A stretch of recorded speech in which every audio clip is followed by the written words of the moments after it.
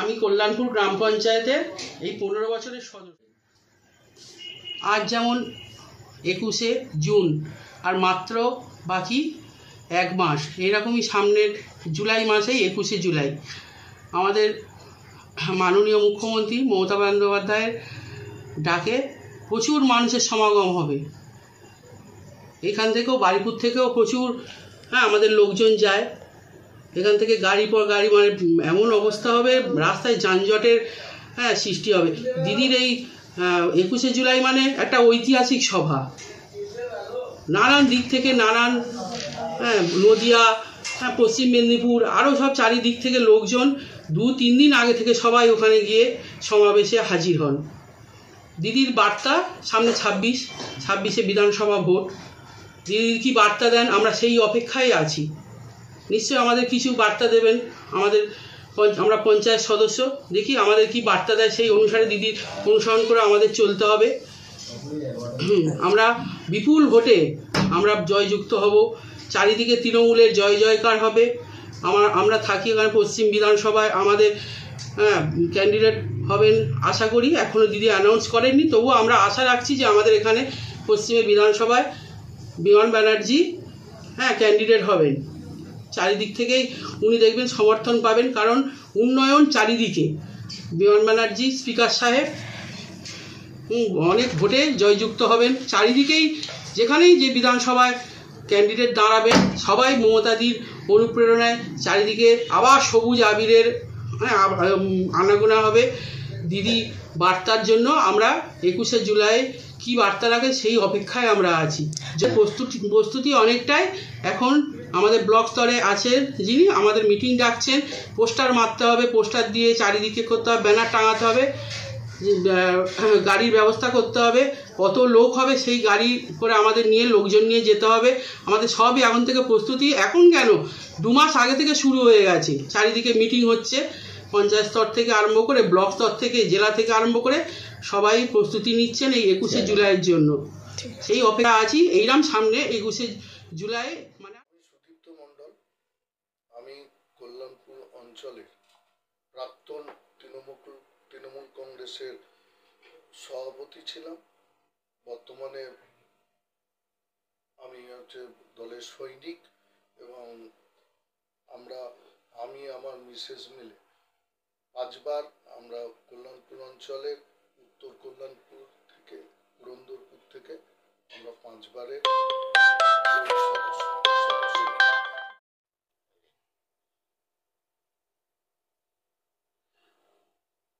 2026 যেখানে পাখির চোখ করে ভোট করা হবে, এবং অমিত শাহ যেখানে ইন্ডোর স্টেডিয়ামে এসে বলে গেল যে মিশন বাংলা, অপারেশন বাংলা, কি বলবেন আজকে?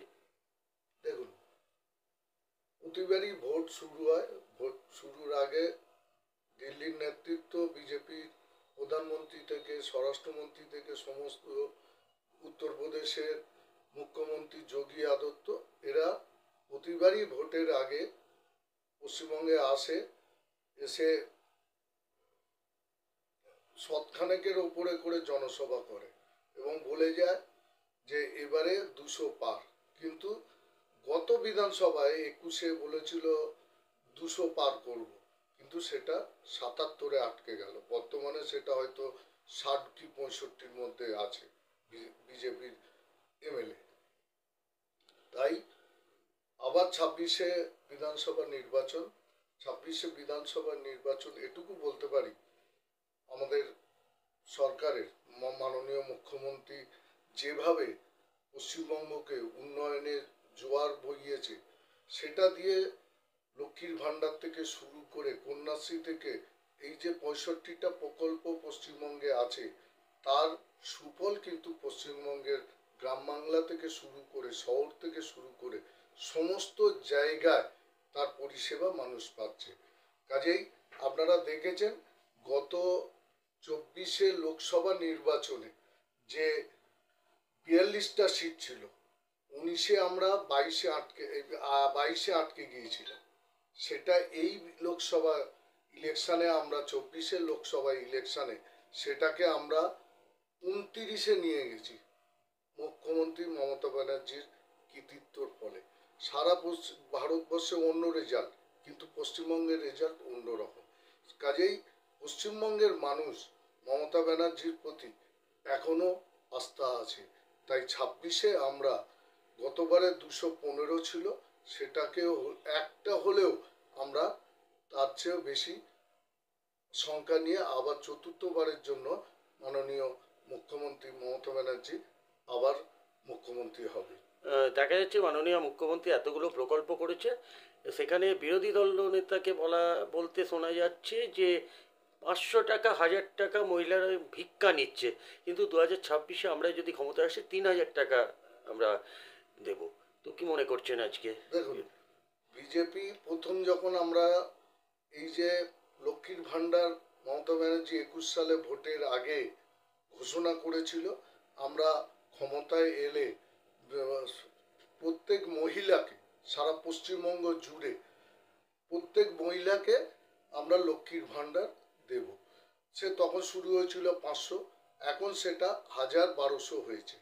তখন বিজেপির সমস্ত নেতা যারা ছিল তারা বলছে এটা ভিক্ষা। তাহলে সেই ভিক্ষা যদি আজকে মাননীয় মুখ্যমন্ত্রী প্রত্যেক মানুষকে দেয়, তাহলে এখন ওরা এই ভিক্ষাটাকে উপেক্ষা করে এখন বলছে আমরা অন্নপূর্ণা ভাণ্ডার দিয়ে 3000 টাকা দেব। শুনুন, এটা কোনোদিনই সম্ভব নয়। ওরা তো আরও জায়গায় ক্ষমতা আছে, বিভিন্ন রাজ্যে তো ক্ষমতা বিজেপি আছে।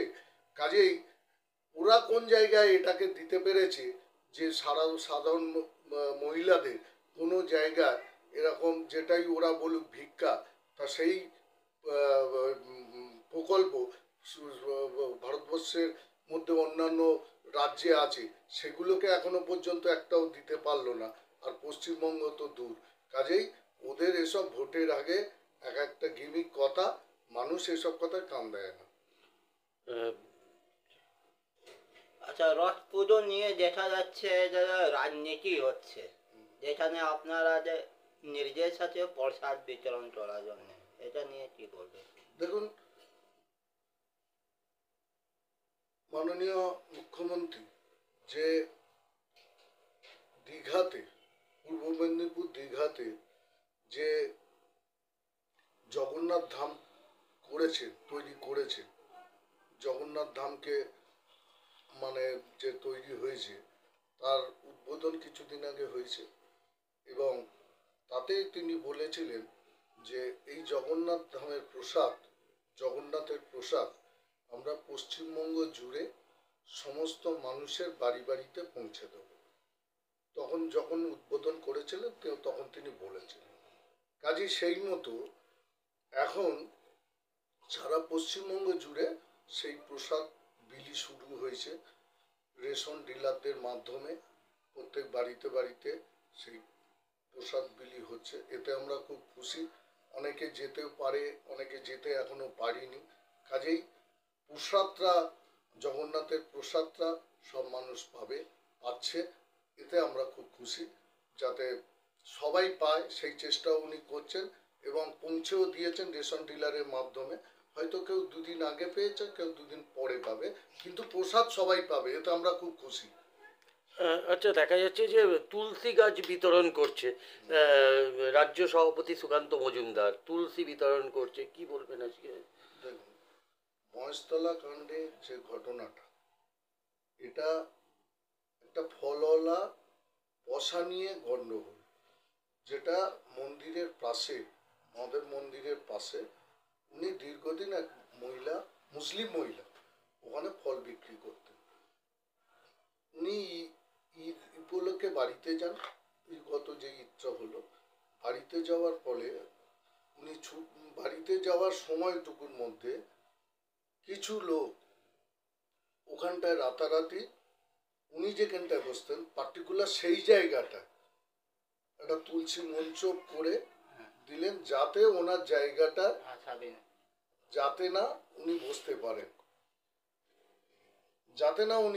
পারেন, এই অবস্থায় পরের দিন যখন উনি বসতে এসছেন, তখন দেখছে ওনার জায়গায় তুলসী মঞ্চ। এটা নিয়ে কিছু লোক ওনাকে বসানোর জন্য ব্যবস্থা করাতে তুলসী গাছটা কেউ তুলে দিয়েছে, দিতেই পারে, যেহেতু একটা মানুষ পড়ে খাচ্ছে তার বিয়ে মতো, তা সেই জন্য এটা